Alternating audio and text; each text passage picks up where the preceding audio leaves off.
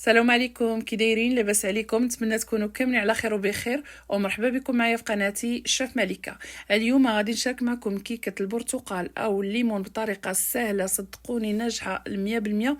تبعوا معايا المقادير والطريقه. هنا كيما شفتوا خديت 4 ديال البيضات صغار، واحد الرشه ديال الملحه، وغادي نطرب داك البيض حتى يتبدل اللون ديالو.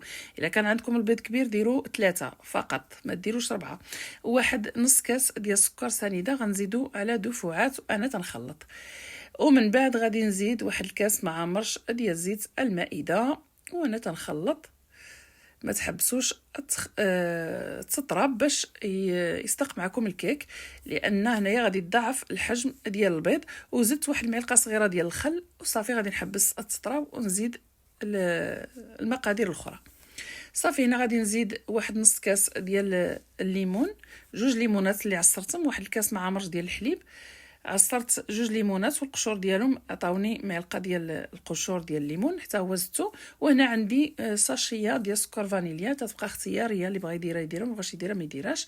ومن بعد غادي نزيد فرينه، تتبقى على حسب الخليط. هنا درت 3 ديال الكيسان في الاول، وفي الاخر غنزيد واحد نص كاس، وواحد ساشيه ديال الخماره 11 غرام. صافي غادي نغربل الفرينه وغادي نخلط مزيان. كيما شفتوا راه باقا سائله. غادي نزيد فرينه وانا عيني ميزاني تنخلط.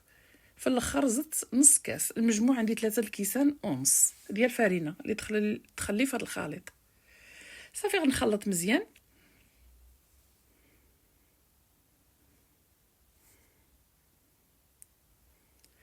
طريقه سهله وناجحه وتتجي لذيذه. هاد الكيكه هذه البنات صدقوني غتعجبكم الا درتوها. ودابا كما تتعرفوا الليمون راه متوفر في كل بيت. صافي غنزيد هنا واحد 4 كاس ديال الماء. تيهش الماء يرد الكيك هشيش. تيبقى اختياري، بغيتو ديروه ديروه، ما بغيتوش ديروه ما ديروش، ماشي مشكل. وهنا الكيك ديال المول عفوا المول غادي ندهنو بالزبده. انا استعملت هذا المول هذا اول مره غادي نستعملو في القناه. غادي ندهنو بالزبده وغادي نرش فيه هذا اللوز هذا مهرمش. اللوز حيدت لي القشره، سلقته حيت لي القشره وقليته في الزيت وطحنته هرمشته. تيجي لذيذ في الكيكه البنات صدقوني. مزين راسو براسو.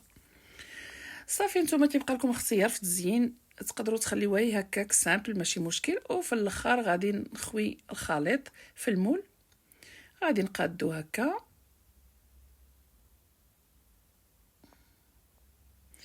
ماشي مشكل. في الاخر غادي نمسح كل شيء.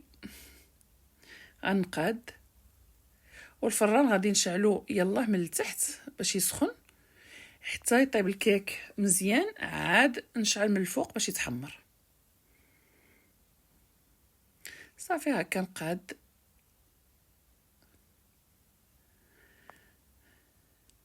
صدقوني هاد الكيك هادو جاو لذاذ بزاف.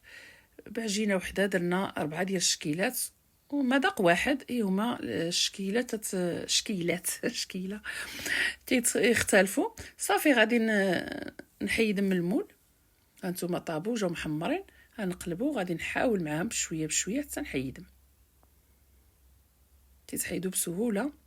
شفتوا كيفاش جاو ما شاء الله طالعين وزويونين هكا. ديروهم علاش لا، تقدروا ديروه في واحد في مول واحد. انا عندي هاد الديكور هذا بغيت نستعملو. ايوا صافي هذا هو الفيديو ديال اليوم. الى عجبكم ما تنساونيش عفاكم من اللايكات والبارطاج فضلا منكم وليس امرا. ونقول لكم دمتم في رعاية الله وحفظه. الى الفيديو الجاي ان شاء الله. مع السلامه.